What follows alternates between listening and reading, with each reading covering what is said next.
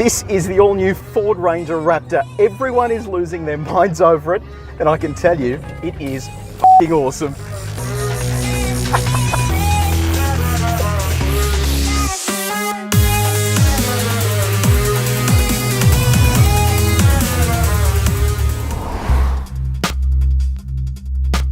Check this out, it looks amazing. It's like a small Tonka truck or just a small F-150. You've got that huge Ford embossed grille. The whole bottom section is bespoke to the Ranger Raptor, and so is the width, 150mm extra across the car. It looks absolutely sensational, including those tyres there, BF Goodrich, specifically designed for this car, 285mm wide and 17 inches as well.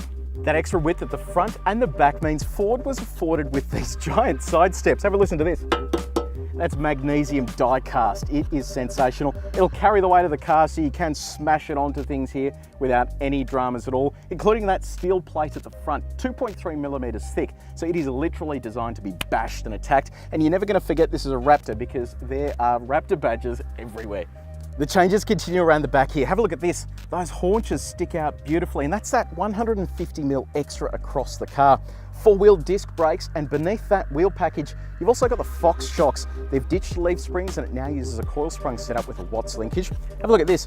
This gives you an idea of just how much extra width you're playing with. Normally, this light sticks out on a normal Ranger, whereas here it's nicely recessed. Tradies, you're gonna love this section up the back. The tailgate, it's easy to open, so open that up, see how it drops down nicely? That's due to that spring in there. That means when you go to close it, it is such an easy job. Another Raptor badge because it's not Raptor enough, and then the tow hooks. These can be used as recovery hooks as well. They're on the front and rear. So this is a certified off-road car. Let's have a look at the inside at the other stuff that's changed.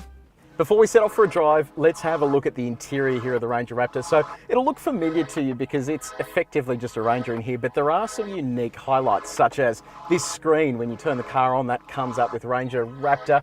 And then over here as well, you get built Ford tough. So it is a cool looking environment. The seats are unique to this car. They get Raptor insignia. They wrap around you nicely too. They're heated as well, which is good news. Dashboard has this leather material to it, and it is very well presented, but there are a lot of scratchy surfaces around here. And when you're getting to that $75,000 mark, you know, you would kind of hope for a little bit more premiumness to the interior. But Sync 3 infotainment system, this is a great unit. Apple CarPlay, Android Auto, so it gives you everything you need there. All your drive modes are selected on the steering wheel and displayed here in front of the driver. You can cycle through all of those. And then you have a new gear stick. New key as well, have a look at this. So you've got the key there, and then on the back, Raptor. So it is kind of a cool thing, but that is massively bulky. But you use that now in your pocket. So keyless entry and keyless start as well. So you no longer need to worry about that. Two cup holders. They've now moved USB here and down here. So there's only one 12-volt there now as well. Center console's pretty decent. Rear legroom hasn't changed, so it is very much the same as regular Ranger. But the Raptor steering wheel, it's unique to this car, sits beautifully in the hand, so when you are going for a fang, you'll know exactly where the car's positioned. Also, thanks to this, the 12 o'clock marker, so if you get steering input, you can see where it's sitting. Paddle shifters, they sound really cool. Nice solid throw to them, so you have to give it a good grasp when you want to have a crack. Raptor down the bottom.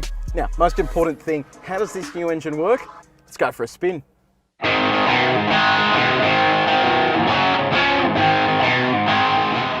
This has been a passion project for Ford for over 3 years now, and I tell you what, this feels like a completely different car. The Ranger itself is a really competent vehicle that we, love and enjoy, but this just takes it to a whole nother level.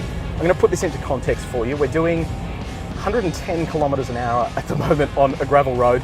Some of the corrugations, bumps, potholes on here, you wouldn't dare drive in any other dual cab. This thing uses very, very cool Fox shocks that give it such a subtle ride over this. It means you can just hammer over bumps and it just doesn't care at all. Under the bonnet, there is a brand new engine for the Ford Ranger. It's a 2-litre turbocharged diesel, 2 turbos, 157 kilowatts of power, 500 Newton meters of torque, and it's made into a new gearbox, a 10-speed automatic gearbox that's been co-developed with GM. I can tell you, it has plenty of punch off the line, and those 2 turbos are always working together to get you up to speed. Never feels like that 10 speed is having to jump through gears to give you the torque that you're after. What surprises me though is just how linear this car feels. Like I said before, we're barreling along here. Earlier we were on bitumen, and same story there as well. You could literally tip this in, and know that you could confidently get on the throttle. It's ridiculous, this thing. It is so much fun. In addition to a stack of four-wheel drive modes, Ford has also developed a Baja mode, which is designed to set the Raptor up for some fairly epic show jumping and high-speed off-road driving.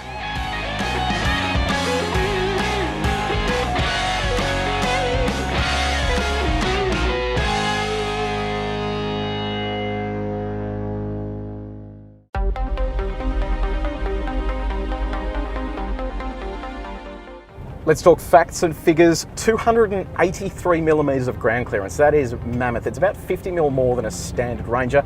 Although towing capacity isn't as big as a Ranger. You're only limited to 2.5 tons here. That's basically due to the suspension. Those Fox shocks, they need to be designed to take impacts really well. So it means they're a little softer. Once you start putting a tow bar on and adding extra weight, it becomes difficult to load this car up with the 3.5 tons you'll find on a regular Ranger. So let's talk about the negatives.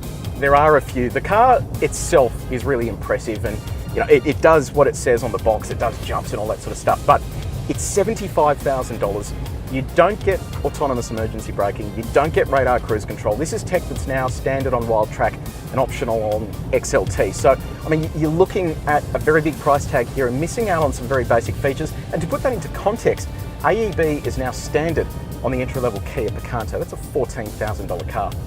One of the other negatives here is the engine. The engine itself is good at low speed and when you're doing stupid stuff like we've been doing, but get out onto the open road, really get stuck into it for an overtake, especially with some of these long road trains here, and you'll find it runs out of breath pretty quickly. We've been 3 up in this car with a bit of luggage, and look, it is slightly heavier than what your average commute's going to be, but at the end of the day, it just doesn't feel punchy enough for an engine that's meant to have 500 Newton meters of torque.